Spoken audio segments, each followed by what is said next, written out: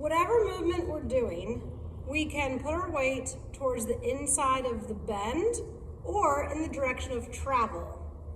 If we're riding a shoulder in, those are two separate things. So some schools say put your weight to the inside of the bend. Some schools say put your weight in the direction of travel. What really makes it most important is that you're moving your hips along your direction of travel. So you have to be able to sashay the hips. And what I find is that most riders are better at learning that sashay feeling if they step to the inside of the bend. That helps get this hip down so this hip can come up so they can do this sashay movement. Then if I want to swap to a half pass, boom, my hips have to move in that diagonal sashay as opposed to this diagonal sashay. So if I'm standing here, you should be able to tell which movement I'm doing by my alignment. This would be me riding down the wall in a shoulder in, boom, boom. This would be me riding my horse diagonally that direction in a half pass. If I turn it this way, it's now haunches in, down the wall, because this is up, right? So if I'm doing a leg yield with my horse as straight as possible, this is me leg yielding to the right, this is me leg yielding to the left. It's not that I have to come way over here or way over here, it's the motion that I'm doing through my hips. The problem is most riders chronically fall to the left, so they have an easy time sashaying their hips this way. So they can get a leg yield to the right. But because this hip is down chronically and they're not aware of it, they have a real hard time getting their horse to go that direction. So some riders can still get a little bit of a wiggle and do okay.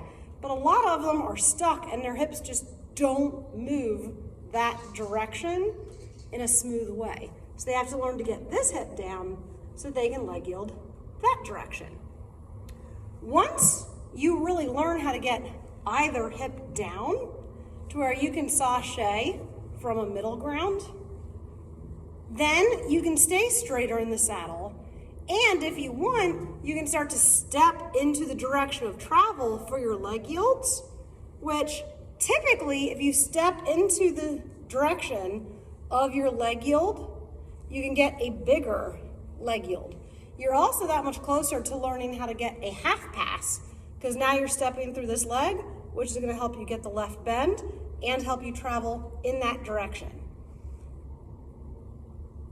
Then there's some movement, but here's what makes that hard. The reason why half pass is so difficult is you have to be able to step into, let's say, your left leg while also sashaying up through this hip. So this hip has to stay down.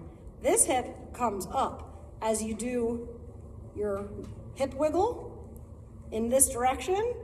And that's harder to do when you're stepping down through this leg, which is why so many people struggle with half pass.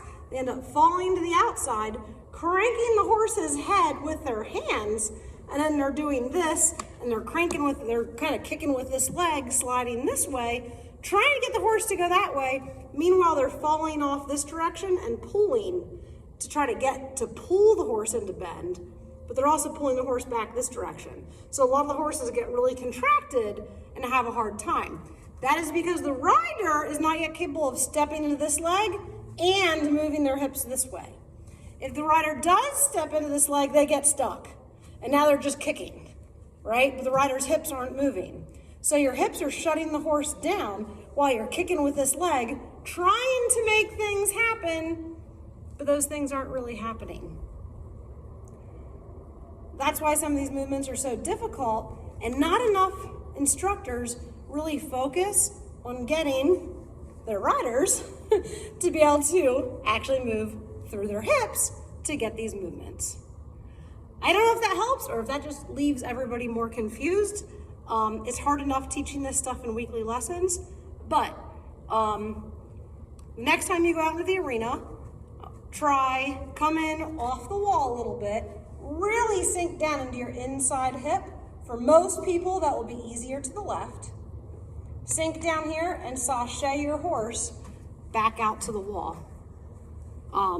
Try that both directions and just get this movement to where you can feel how your horse floats over.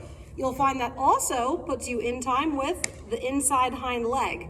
So it gets to where as your hip comes across, you're also cueing the horse's inside hind leg across. As your hip comes here, it cues the horse's leg over. What you don't want to do is this, where you're coming down as you're trying to go that direction. This should stay up the whole time. This butt contracts, contracts, contracts. This should pop up and out. It never falls down. I know it's confusing. This is just a little Facebook blurb of helping you guys out as best as I can for free. So if you don't understand it, ask questions, but don't come at me. I'm trying my best here. All right, but do ask questions, and maybe I can get better at explaining it as we go, because I really want to help people with this, because it's a difficult thing to learn, and it's so crucial, and nobody's really teaching it.